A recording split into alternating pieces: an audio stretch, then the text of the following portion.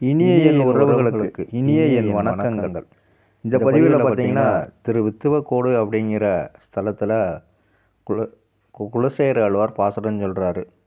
தருதுயரும் தடாமேல் உன் சரணல்லால் சரணில்லை, விரைக்குழுவ மலர்பொழில் சூழ் வித்துவ கோட்டம்மானே, அரிசனத்தால் ஈன்றத்தாய் அகற்றிடணும் மற்றவர்தன் அருள் நினைத்தே அருங்குழலி அதுவே போன்றிருந்தேனே அப்படிங்கிறார். நறுமணம் வீசக்கூடிய பூக்கள் நிறைந்த சோலைகளால் சூழப்பட்ட வித்துவக்கோட்டில் எழுந்திருக்கிற அம்மானே, நீ எனக்கு இந்த துன்பத்தை நீயே நீக்க விட்டாலும் உன் திருவடியில் அன்றி வேறு புகலிடம் எனக்கு கிடையாது.